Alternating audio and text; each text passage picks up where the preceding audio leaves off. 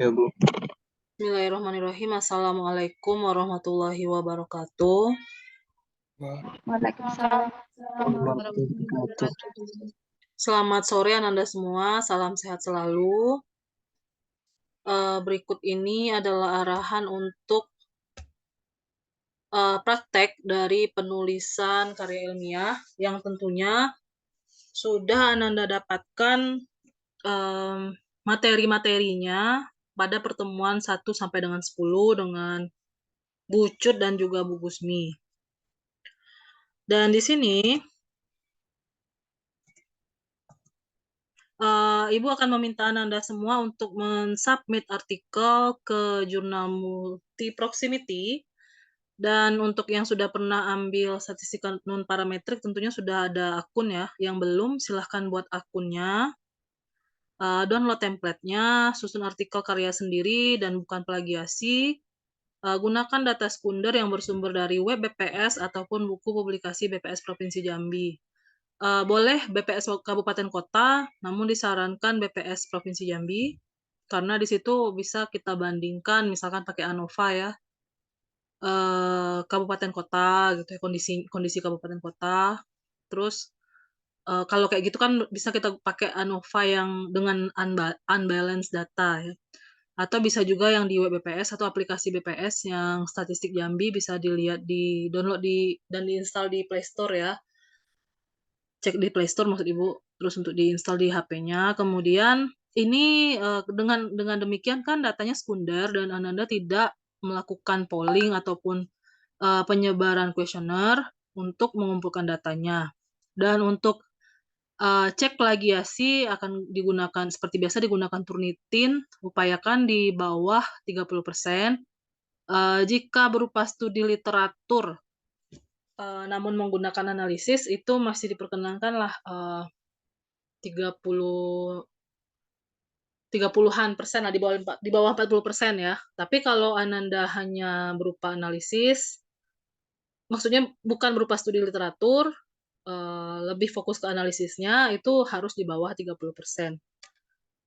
Untuk kelompoknya sendiri silahkan Ananda pilih masing-masing ya, mana yang kira-kira bisa diajak kerjasama temannya. Jadi minimal 2 orang satu artikel itu, maksimalnya 3 orang.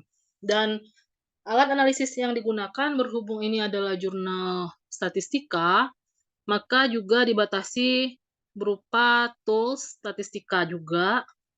Boleh menggunakan estimasi parameter populasi atau pengujian hipotesis. Yang estimasi parameter populasi ini boleh estimasi interval, estimasi titik nggak boleh ya.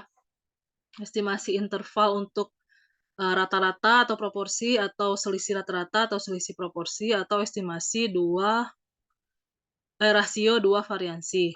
Kemudian untuk pengujian hipotesis itu boleh one sample t-test, boleh independent sample t-test, pair sample t-test, atau uji Z juga boleh. Kemudian untuk uji hipotesis ini itu ya. Kemudian analisis korelasi Pearson dan analisis variansi atau ANOVA. Jika ANOVA-nya signifikan, maka lanjutkan dengan post hoc test atau uji lanjut. Dan boleh juga statistika non-parametrik itu diprioritaskan ke uji chi-square, uji Mann-Whitney, uji binomial. Namun tidak diperkenankan lagi uji tanda ya. Uji tanda udah kebanyakan waktu di statistika non-parametrik. Kemudian boleh juga terkait normalitas. Ini pilih salah satu ya, jangan semuanya. Kalau kayak gini kan, kalau semuanya dijadikan satu artikel, ini bisa 30 halaman ya. Terkait normalitas data atau pengujian hipotesis untuk distribusi data. Misalnya kita mau lihat nih data BPS itu berdistribusi apa, apakah distribusi normal kah, atau distribusi Poisson, atau distribusi apa.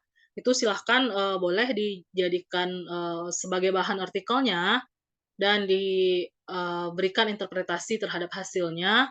Serta ini semuanya boleh berbantuan software, boleh juga dikerjakan secara manual atau dihitung dengan code written atau manual gitu ya, dengan Excel juga boleh. Pokoknya ini, bebas aja mau Ananda, berbantuan apa atau dihitung sendiri juga boleh ya. Sampai sini ada pertanyaan?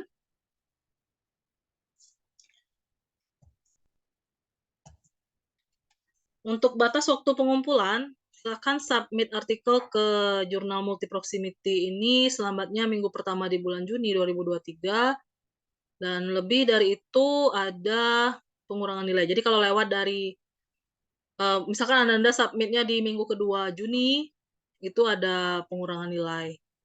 Dan kalau lebih dari lewat dari pertengahan Juni, itu udah nggak bisa lagi karena, paling lambat upload nilai kan pertengahan Juni kalau nggak salah ya, kecuali kalau ada perpanjangan ya. Oke, mungkin itu Ananda. Eee ini jurnalnya bagi yang belum belum pernah submit, silakan buat akun dulu, register ya.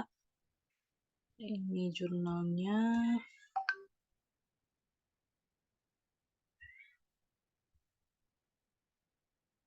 Ada template-nya di situ, silakan Ananda ikuti. Nah ini ya, ini tampilan, jurnalnya terbit setiap bulan Mei dan Oktober. Jadi di bulan ini ada, terbitan lagi insyaallah ya, di akhir bulan ini. Dan untuk yang Ananda submit mungkin akan terbit di bulan Oktober. Nah di sini kalau Ananda klik ke bawah ini ada template, silahkan di-download template-nya. Ketika Ananda klik template ini, maka akan muncul di sini, eee, dalam bentuk Word, ini. Dan sekali lagi Ibu tekankan kepada yang submit artikel, itu harus pakai, Microsoft Word ya, bukan PDF. Kalau statistik dan parametrik udah berkali-kali Ibu ingatkan, masih aja nggak diganti ya. Ada tuh temennya, padahal artikelnya bagus, tapi karena pakai PDF ya nggak jadi dimuat ya. Karena nggak mau lah, udah Ibu berkali-kali Ibu ingatkan, "Ganti, silahkan ganti dengan Word," nggak diganti-ganti, nggak tahu kenapa ya, apakah itu memang karyanya sendiri atau karya orang lain sehingga justru nggak mau diterbitkan gitu ya, malah dikasih PDF. Dan Ibu kasih pengertian bahwa, ini kita butuh filenya Word untuk, men-generate DOI-nya atau digital object identifier-nya, tapi masih aja temennya itu nggak mau masukkan, ya udahlah berarti nggak mau dimuat gitu kan. Nah jadi, kalau ini sekarang Ibu tegaskan, kalau masih pakai PDF ya nggak dinilai ya, karena di sini Ibu sudah minta filenya dikumpulkan dalam bentuk Word ya, file Word ya. Sebagus apapun kalau dalam bentuk PDF, tidak dinilai. Itu dengan berat hati, berarti nilai dari Ibu sekitar 35% dari Ibu ya, karena Ibu 6 kali pertemuan. 35% dari Ibu kalau ada yang, eee, mengumpulkannya dalam bentuk PDF, apalagi kalau ada yang nggak mengumpulkan, ya itu terima saja konsekuensi nilainya, mmm, di bawah 50 nilai UAS-nya ya. Mungkin itu dari Ibu. Untuk yang belum ada akun, silahkan di sini bisa klik register. Kalau yang sudah punya akun silahkan tinggal klik login, kemudian submission ini ya, make a new, submission. Itu dari Ibu, apakah ada, mmm, pertanyaan atau yang ingin didiskusikan? Dan kenapa di sini tools atau alat analisisnya ini wajib, statistika, itu karena jurnal di prodi kita ada 2 sebetulnya. Yang matematika ada sebetulnya, nama jurnalnya MSA, namun baru 1 kali terbit, ketika nggak terbit-terbit lagi, ditutup sendiri oleh OJS-nya. Bisa diaktifkan lagi, tapi nggak tahu apakah sudah diaktifkan kembali atau belum ya. Kemarin, kata, Bu Gusmi sama Pak Hairul katanya mau mengaktifkan lagi. Nah jadi, untuk yang jurnal multi proximity sendiri memang fokus and scope-nya itu ke statistika. Dan karena ini Ibu yang masuk, ya otomatis kalau mau di-submit ke jurnal multi proximity tentunya, harus fokus and scope-nya disesuaikan.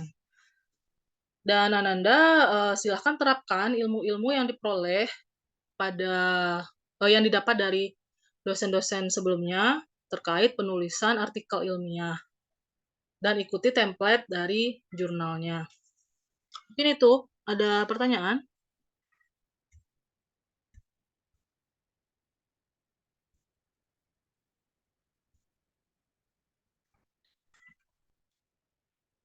Dan untuk ini, untuk minggu depan kita jadwalnya hari apa ya? Hari Jumat, Bu. Jam berapa? Jumat jam 10. Jam 10. Sebenarnya Ibu kalau Jumat itu Ibu nggak ke kampus ya, karena siangnya Ibu kuliah S3 online. Bisa diganti hari lain nggak ya? Atau kalau mau offline, bisanya kapan? Kalau online kan bebas ya, bisa banyak waktu. Jadi minggu depan itu Ibu akan tanyakan progres dari pengerjaan artikelnya. Dan Ananda sudah adalah yang dibuat gitu ya di minggu depan. Minimal judulnya sudah ada pendahuluannya, kemudian datanya dari data apa, tentang apa, kemudian diolah pakai analisis apa, pilih dari 6 yang tadi disajikan di slide. Ini pada kemana ya? Cuma sedikit nih. 20. Tiduran kali, Bu. Kenapa? Oh iya. Oh, hari ini Kalau banyak kuliah ya? Ada berapa mata kuliah? kalau hari ini StatMat, Bu, sama StatMat cuman sih. Berarti kan nggak begitu capek Ibu ngajar sehari ini maraton dari pagi sampai nanti malam ada lagi ya? Iya, Bu. Kalau offline kayaknya nggak ada, Bu. Cuma bisa Jumat itu ya? Mm-mm. Oh ya Hari udah lain gini kan aja. Ibu kuliah juga. Kalau minggu ini berarti kan Jumat ya. Jumat jam 10 itu kita tetap online aja gimana? Bisa nggak? Bisa, Bu. Kuliah tapi online. Iya, Em, Minggu depan Ibu kabari kalau Ibu bisa offline ya. iya, Bu. Setidaknya adalah 2 kali kita offline atau minggu depannya lagi itu offline, mungkin UASnya aja yang offline lagi ya terakhir ya. Jadi selang-seling ada online dan ada offline. Iya, nanti Ibu kirim Mm-mm. template-nya. Sebenarnya bisa langsung masuk di multi-proximity itu, diklik di Google juga muncul itu, multi-proximity jurnal jurnal statistika. Gini aja, karena memang kita pindah jam, nggak bisa Ibu salahkan yang nggak hadir, tapi yang hadir ini Ibu kasih poin 15 ditambahkan ke nilai UAS. Yang tidak hadir, tetap dibuat hadir, tapi tidak mendapatkan poin, gitu aja ya. Iya, Bu. Iya, iya Bu. Oke, jadi mungkin nanti di salah satu pertemuan akan Ibu minta mempresentasikan perkembangan proyeknya, perkembangan penulisan artikel ilmiahnya, sudah sampai mana, dan akan ada masukan-masukan dari Ibu dan dari teman-temannya untuk kesempurnaan penulisannya. Baru kemudian Ananda revisi lagi, kalau ada revisi, kalau udah bagus banget ya nggak perlu direvisi ya. Kalau masih ada revisi silahkan nanti submit ulang. Jadi nggak apa-apa submit berkali-kali ya, yang penting memang pas dimuat itu nggak malu-maluin gitu ya, dan membantu kinerja editor. Kalau misalkan Ananda bikinnya asal-asalan ya, kalau editornya kebagian kan editor ada banyak, kalau editornya lagi sibuk, ya editornya dibiarin aja sama editornya, ya udah biarin aja lah capek gitu kan. Banyak sekali kesalahannya misal gitu ya. Tapi sebenarnya alat analisisnya bagus. Jadi akhirnya kan tetap dimuat dengan kondisi, kurang teredit ya. Jadi, diupayakan Ananda menulis dengan, upayakanlah dengan sudah dengan baik ya penulisannya, jadi, editornya juga nggak terlalu banyak kerjaan lagi kan. Karena kan ini belum ada pengurusan SK-nya, Mungkin editornya juga nggak begitu semangat ya deh ya. Nanti rencana baru akan diurus semester ini, SK editor dan reviewernya. Dan belum terakreditasi, jadi belum ketat memang ya. Nanti kalau sudah keluar akreditasinya, minimal misalkan apa sih, atau apakah Sinta 6 atau Sinta 5, ya otomatis sudah lebih ketat ya. Jadi kalau misalkan dapat Sinta 4, ya alhamdulillah banget. Kalau baru mengajukan langsung Sinta 4 kemarin itu jurnal engineering yang teknik lingkungan, bukan teknik lingkungan, SKL ya. Teknik lingkungan, bukan SKL, itu gabungan teknik lingkungan, teknik elektro dengan teknik sipil, teknik kimia yang di Pondok Meja. Nah, mereka punya jurnal engineering, walaupun teknik elektro udah pindah, tapi tetap aja jurnal itu juga termasuk mereka di situ skopnya. Nah, itu baru akhir tahun kemarin keluar akreditasinya Sinta 5.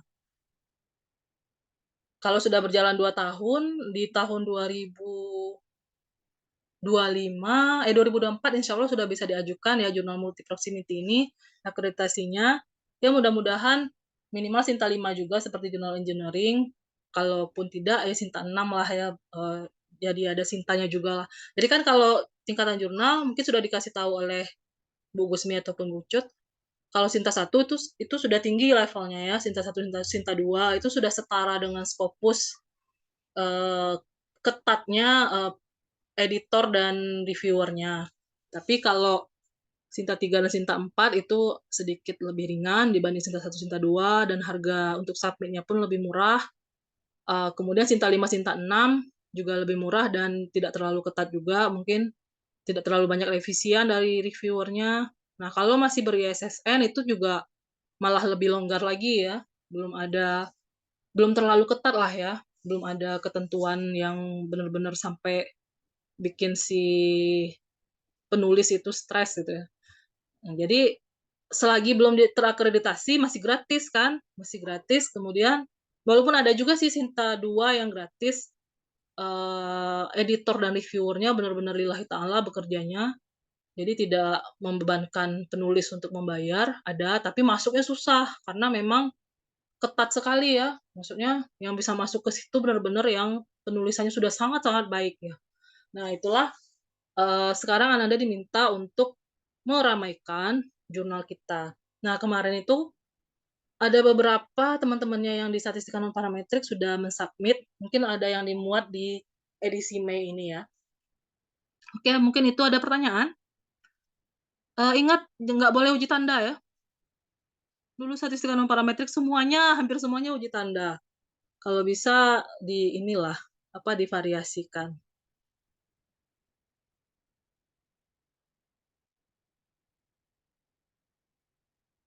Jika ada kendala nanti akan kita bicarakan di pertemuan berikutnya. Nah, kalau emang online berarti Ibu minta minggu depan itu dipresentasikan semua ya, sesuai template. Minimal udah ada pendahuluan lah, judul, terus kalau abstrak kan nunggu hasil dulu, judulnya, kemudian pendahuluannya, tinjauan pustakanya udah ada minimal minggu depan itu. Terus datanya yang mana yang dipilih, kemudian alat analisis apa yang dipilih. Minimal udah ada itu di minggu depan, atau di Jumat ini ya, Jumat ini jam 10, karena online, jadi sudah harus dipresentasikan per kelompok minimal 7 menit. 5 menit lah, kalau seandainya semuanya pilih 2 orang per kelompok ya. Minimal 5 menit satu kelompok. Karena belum banyak yang ditulis ya. Bisa dipahami Ananda? Bisa Oh ya, Ibu mau nanya nih, banyak ya tugas-tugas dari mata kuliah lain? Project juga, apakah tugas individu atau tugas kelompok? Ada yang CBT? Kemarin tuh cuma memperbaiki itu, Bu, karya tulis yang pernah kami buat, Bu. Tapi kalau untuk tugas individunya masih ada, Bu. Dari mata kuliah lain ya. Jadi kan nggak terlalu sibuk ini ya. Kira-kira ada yang memberatkan nggak? Maksudnya kalau Ibu ngasih tugas ini memberatkan nggak?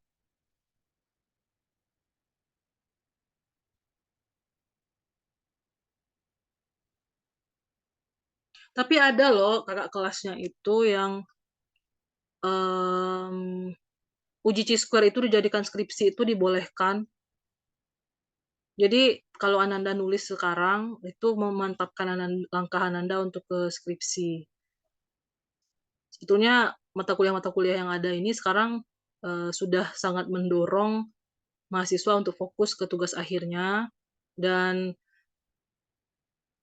masih ada kayaknya ketentuan yang bahwa nanti itu skripsinya sesuai dengan tempat magang. Jadi silakan pilih tempat magang sesuai dengan peminatan, agar tidak ada yang mencak-mencak di akhir kan, dia pilih magangnya di BPS tapi nggak mau, statistik gitu. Padahal kan ada aturan untuk, menaikkan poin prodi dalam MBKM itu harus sesuai ya, tempat magang dengan topik skripsi. Nah, itu angkatan 2019, banyak yang ngeluh, ada yang curhat gitu ya ke dosen konsentrasi matematika terapan, katanya, "Bu, kami maunya sebenarnya pakai kriptografi, tapi diwajibkan statistik karena di BPS," gitu. Eee, Diharapkan di angkatan 2020 dan di 2021 nggak terjadi lagi seperti itu. Rencanakanlah tempat magangnya dari sekarang, sesuai dengan peminatannya. Kalau minatnya aktuaria, silahkan cari tempat magang, ini, perusahaan asuransi. Terus kalau seandainya minatnya itu optimasi, carilah perusahaan atau dinas-dinas yang memerlukan, penyelesaian masalah dengan optimasi. Kalau yang pakai graf itu cari juga yang sesuai ya. Jangan di BPS. Sekali lagi ya kalau mau di BPS ya otomatis statistika. Kalau di mana lagi? Dinas Kominfo juga kan ada bidang bidang atau seksi ya. Statistika statistik sektoral ya. Nah, di situ juga ke statistik. Terus kalau Balitbangda mungkin bisa ya, karena mereka tuh banyak cabang ininya, banyak bidangnya maksud Ibu. Terus kalau di mana lagi yang perlu statistika ya? Kayaknya kalau statistika itu hampir di semuanya bisa. Misalkan di Dispenda atau Bakauda atau di Bapeda itu juga statistika. Nah, kalau yang matematika terapan ini carilah misalkan masalah penjadwalan itu di tempat-tempat yang membutuhkan. Terus, misalkan penggunaan algoritma apa untuk rute terpendek, itu pilihlah tempat-tempat yang juga membutuhkan. Jangan sampai Ananda itu nanti, eee, pilih tempat yang mudah masuk gitu ya, tempat magang, ternyata nggak sesuai dengan peminatannya, terus, dengan adanya aturan seperti ini mencak-mencak gitu kan. Sebenarnya kalau dari segi dosen sendiri juga, kami yang dosen KDBK Statistika, kewalahan juga kalau kebanyakan ya, membimbing, mahasiswa skripsinya. Karena kalau kayak Bu Rozi, itu nggak mau membimbing yang statistika, karena bukan bidangnya. Ibu pun kalau dikasih yang bukan statistika, Ibu nggak mau juga kan. Nah, jadi Ananda silahkan pilihlah sesuai dengan peminatan. Sekali lagi Bu, ini ya Ibu ingatkan. Oke, mungkin tidak ada yang mau didiskusikan lagi, kita tutup saja. Ibu jadi kelompoknya 2 orang atau 3? Minimal 2 orang, maksimal 3 orang.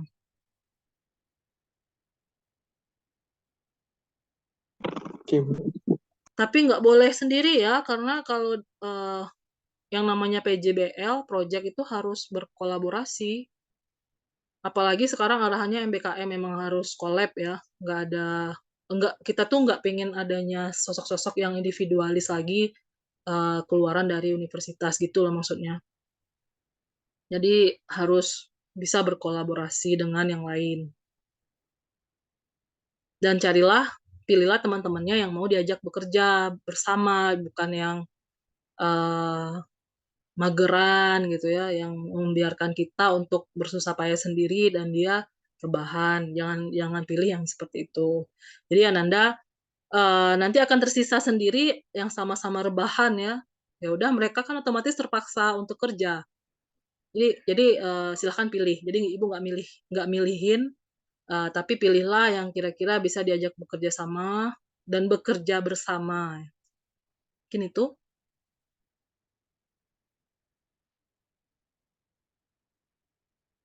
Ada yang mau di ini lagi? Di sini coba raise hand yang sudah punya akun di multi proximity. Belum ada ya? Olivia sudah, oh ya benar. Olivia sudah. Siapa lagi? Cuma Olivia ya? Miranda juga, Bu. Oh iya, Ovila, Olivia ya, Dawam. Oke, baru beberapa yang punya akun. Itu pun kalau mereka nggak lupa passwordnya ya. Kalau lupa ya udah bikin lagi ya. Nggak apa-apa, bikin lagi. Yang belum ya silahkan segera bikin lagi.